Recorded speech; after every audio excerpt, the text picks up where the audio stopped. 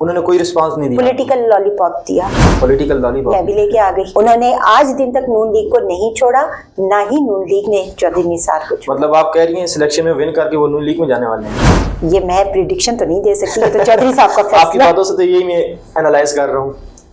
چلو زبان خلق کو نکارہ خدا سمجھو. کھا گیا ہے بانٹ کر کس اعتماد سے، میرا وطن جیسے کوئی چوری کا مال تھا. السلام علیکم ناظرین، میں ہوں سراب خان اور آپ دیکھ رہے ہیں active talk podcast with Sarab Khan.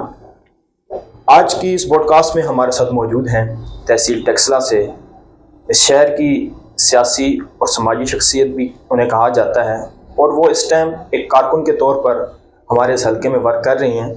میری بات سے مراد محترمہ مدیہ کوکب صاحبہ. السلام علیکم. وعلیکم السلام. کیسی ہیں میم آپ؟ الحمدللہ. سب سے پہلے تو میم ہمارے ویورز کو آپ اپنا مختصر تعارف کروائیں. چودھری نثار علی خان کی ایک ادنا سی ورکر ہوں، اور تحصیل ٹیکسلا میں سماجی کارکن کے طور پر کافی ورکنگ کی. اس کے بعد کچھ معاملات ایسے ہوئے جس میں میرے کچھ پرسنل ایشوز بھی تھے، زیادہ تر پولیٹیکل ایشوز تھے. کچھ ٹائم کے لیے خاموشی اختیار کی. اب انشاءاللہ تعالیٰ دوبارہ سے ایکٹیو ہو رہے ہیں.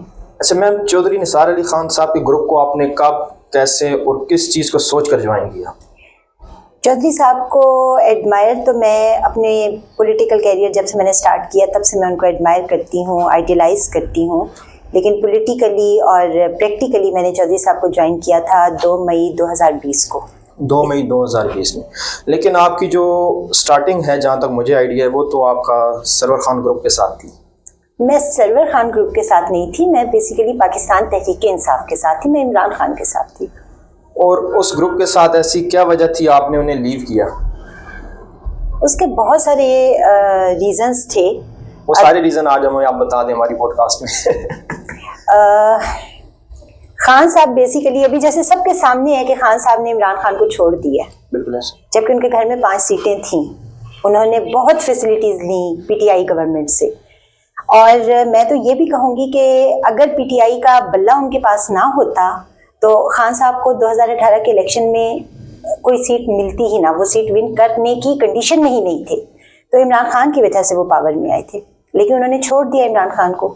اور یہی چیزیں جب میرے سامنے آئیں بہت سٹارٹ میں آ گئی تھیں. 2018 میں گورنمنٹ بنی تھی اور 2020 میں نے چھوڑ دیا تھا. وہ سرور خان صاحب کی غلط پالیسیز کی ہی وجہ سے میں نے پی ٹی آئی کو چھوڑا تھا. کیونکہ ہم ورکرز ہیں، ہم ورکرز کے طور پہ کام کر رہے ہوتے ہیں، اور جب ہمیں ایک پراپر گریس نہیں دی جائے گی، جب ہمیں ایز اے ورکر رسپیکٹ نہیں دی جائے گی، تو ہمیں سرور خان صاحب کے ساتھ چلنے کی کیا ضرورت ہے؟ اچھا میڈم، عمومی طور پہ یہ دیکھا جاتا ہے کہ چودھری صاحب عوام اور میڈیا سے دور رہتے ہیں. اس کی کیا وجہ ہے؟ عوام سے کیسے دور رہتے ہیں؟ دیکھیں اگر ہم بات کریں تو وہ کسی کی غمی یا خوشی میں شامل نہیں ہوتے. اس کی مجھے ذرا وجہ بتائیں. غمی اور خوشی میں شامل نہیں ہوتے، لائک آپ یہ کہنا چاہ رہے ہیں کہ جنازوں میں شرکت نہیں کرتے؟ بالکل ایسے ہی. ولیموں میں شرکت نہیں کرتے؟ بالکل ایسے ہی. ٹھیک ہے، دعا کے لیے وہ ضرور آتے ہیں. جنازے میں شرکت نہیں کرتے کیونکہ میرے حساب سے ہم کسی کو بھی ووٹ دے کے، چاہے وہ سرور خان صاحب ہوں یا چودھری نثار ہوں یا کوئی بھی ان فیوچر پرسن، ہم جن کو ایم این اے یا ایم پی اے سلیکٹ کرتے ہیں، میرا نہیں خیال کہ ہم ان کو اپنے جنازوں میں بلانے کے لیے ایم این اے سلیکٹ کرتے ہیں یا ایم پی اے سلیکٹ کرتے ہیں. اگر ہم کارکردگی کو غمی اور خوشی میں شامل ہونے سے ایسوسیٹ کریں گے، ایفیلیٹ کریں گے، تو پھر میرا خیال ہے وہ ایز ایم این اے کام نہ کریں، پھر وہ آ کے جنازوں میں ہی شرکت کر لیں، جو کہ تنقید بن جاتی ہے. بٹ میں ضرور کروں گی کیونکہ پولیٹیکلی ہم بات کر رہے ہیں. تو خان صاحب جنازوں میں تو بہت اچھی شرکت کرتے ہیں. سرور خان صاحب جنازوں میں تو بہت جلدی پہنچتے ہیں، لیکن پروجیکٹس آپ ان کے دیکھ لیں کچھ بھی نہیں کرتے. تو چودھری صاحب جنازوں میں تو نہیں آتے، لیکن میگا پروجیکٹس اگر وہ آپ کے علاقے کو، آپ کے شہر کو دے جاتے ہیں، عوام کی فلاح و بہبود کے لیے اگر وہ کام کر جاتے ہیں، تو میرا خیال ہے اتنی دوری بنتی ہے. لیکن کچھ پروجیکٹ غلام سرور صاحب نے بھی اس شہر کو دیے ہیں. مثلاً یہ آپ دیکھ لیں، جو ہیوی ٹریفک کا مسئلہ تھا اس کو انہوں نے سالو کیا. پھر یہ جو تقریباً ہیوی ٹریفک کے مسئلے کو ایک سے میں آپ کو بتاتا ہوں، 1 سے 1.5 ارب کا یہ جو پروجیکٹ تھا، یہ ایچ ایم سی روڈ، یہ انہوں نے بنوایا. تو یہ آپ کو نظر نہیں آتا؟ نہیں، ہیوی ٹریفک کے مسئلے کو انہوں نے بالکل ایڈریس نہیں کیا. نہیں، پہلے سے بھی اگر ہم دیکھیں تو پہلے کی بنسبت ابھی یہ چیز کم ہوئی ہے. سرور خان نے ایڈریس نہیں کیا، یہ بالکل اس کے پیچھے کون ہے، آپ کیا سمجھتے ہیں؟ گورنمنٹ. अगर अभी केयर टेकर गवर्नमेंट है तो केयर टेकर गवर्नमेंट इसको देख रही है, ओवरऑल गवर्नमेंट देखती है, चाहे वो आपका बल्दिया है, चाहे कैंट बोर्ड है, चाहे HMC है, ये लोकल गवर्नमेंट्स जो हैं या आपकी जो नेशनल गवर्नमेंट है वो इन चीज़ों को ज़रूर देख रही है। लेकिन सरवर खान साहब ने बिल्कुल इस मसले को एड्रेस नहीं किया और मैं उसका रीज़न भी आपको बड़ा ओपनली बताती हूँ। जी बताएं, हमारे क्रैश प्लांट्स उनके अपने, डंपर्स उनके अपने, वो हैवी ट्रैफिक के मसले को एड्रेस कैसे कर सकते हैं? लॉजिकली नहीं कर सकते, ना वो कर सकते हैं ना हाजी उमर फारूक कर सकता है, दोनों नहीं करते। और आपको ये भी मैं बताती चलूं कि हैवी ट्रैफिक के मसले में जितना ज्यादा इस टेक्सला के अंदर मैंने काम किया है इदारों के साथ, कोई और बंदा क्लेम कर ही नहीं सकता। मोटरवे पुलिस जिस वक्त अवाम शरीफ हॉस्पिटल के पास रोड ब्लॉक करने के लिए जा रही थी ना, तो उस वक्त मोटरवे पुलिस को एक्टिव करने वाली मैं हूँ, और ये बात मैं ऑन रिकॉर्ड कहती हूँ और मेरे सोशल मीडिया के ऊपर हर चीज का सबूत मौजूद है। मैंने इलाका छोड़ा, उसके बाद ना आपको मोटरवे पुलिस कहीं पर नजर आई, ना आपको इदारा कोई वहां पर नजर आया, ना ही आपको कोई सियासी पर्सनैलिटी नजर आई कि जिसने आवाम के सर पे आके हाथ रखा हो कि आपके साथ मसला हो गया है, आपके बच्चे की डेथ हो गई है, कई रिलेटिव्स होती हैं, इतने बुरे एक्सीडेंट्स होते हैं, मेरे बाद तो किसी ने इस मसले को एड्रेस किया ही नहीं। तो इंशाल्लाह ताला चौधरी साहब पावर में आएंगे तो वही एड्रेस करेंगे इस मसले। तो आप ये जितने भी आपने भी मसाइल बताए, इस चीज़ का आप हल क्या समझती हैं?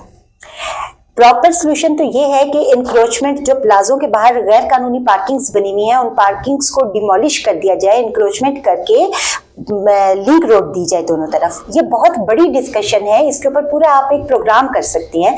इन शॉर्ट आपको ये बता दूं कि GT रोड की जो डेफिनेशन है, आपकी ये रोड उस डेफिनेशन से बाहर निकल चुकी हुई है, क्योंकि GT रोड के दोनों तरफ आबादी नहीं होती, यहाँ पर दोनों तरफ बेहंगम आबादी है। बिल्कुल ऐसा ही है। ट्रैफिक का बहुत सारा रश है, GT रोड पे ऐसा रश नहीं होता। बिल्कुल ऐसा है। ये शहर है। पर आपकी इतला के लिए ये भी अर्ज है कि आज दिन तक ये रोड, ये पूरा एरिया आपका सिटी डिक्लेयर ही नहीं है। जब ये सिटी डिक्लेयर नहीं है तो यहाँ पर ट्रैफिक पुलिस तैनात हो ही नहीं सकती। जब ट्रैफिक पुलिस नहीं तैनात हो सकती तो इशारा नहीं लग सकता। जब इशारा नहीं लग सकता तो रोड एक्सीडेंट कैसे रोकेंगे? बिल्कुल ऐसे ही। फिर तो ये सारी चीजें कंट्रोल सर, मैंने इसके ऊपर पूरी डॉक्यूमेंटेशन की हुई है। मेरी इस पूरे मसले के ऊपर NHA के साथ मेरी मीटिंग्स हुई हैं, मोटरवे पुलिस के साथ मेरी मीटिंग्स हुई हैं, पंजाब पुलिस के साथ मेरी मीटिंग्स हुई हैं, गवर्नमेंट लेवल पे मेरी मीटिंग्स हुई हैं, और सब ने यही बात कही है कि ये आपके MNAs का कसूर है, ये आपके MPAs का कसूर है जिन्होंने आज तक इस मसले को प्रॉपरली एड्रेस नहीं किया।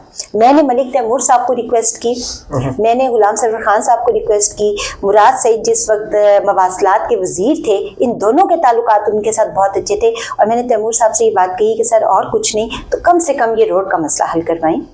इस टाइम आप इंक्रोचमेंट अगर नहीं भी कर सकते, हालांकि इमरान खान साहब जब गवर्नमेंट में आए थे तो आते साथ उन्होंने गैर कानूनी तजावुज़ात खत्म करवाई थी, ये चाहते उस वक्त कर सकते थे, लेकिन चले एक बात है, नहीं हो सका।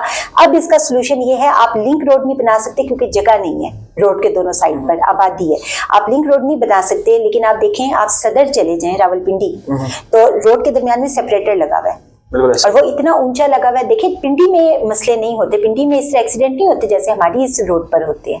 मैंने इनसे ये कहा कि आप और कुछ नहीं कर सकते तो जो ग्रीन बेल्ट बनी हुई है उस ग्रीन बेल्ट के ऊपर आप सेपरेटर लगवा दें। तो उस पे उन्होंने क्या कहा आपको? कुछ नहीं करेंगे, उन्होंने कोई रिस्पांस नहीं दिया, पॉलिटिकल लॉलीपॉप दिया। पॉलिटिकल लॉलीपॉप मैं भी लेके आ गई क्योंकि मुझे पता था मुझे कुछ नहीं मिलना। मेरी बात को किसी ने भी वो नहीं किया, एडमायर नहीं किया, बल्कि उल्टा ये कहा गया कि आप सियासी चाल चल रही हैं। तो मैंने असिस्टेंट कमिश्नर के दफ्तर में बैठे हुए, शहजाद महबूब साहब असिस्टेंट कमिश्नर थे, उनके दफ्तर में बैठे हुए मैंने बल्दिया के जो चेयरमैन थे सरवर खान साहब के, फजल अकरम खान साहब, उन्होंने मुझे कहा था कि आप पॉलिटिकली आप ये हमें थ्रेट कर दिए ना। तो मैंने फिर उनको एक बात कही थी, मैंने कहा जी जिस दिन मुझे आपको पॉलिटिकली थ्रेट करना हुआ मैं इसी के दफ्तर में नहीं आऊंगी, मैं वहादत कॉलोनी सेक्रेटेरिएट आऊंगी।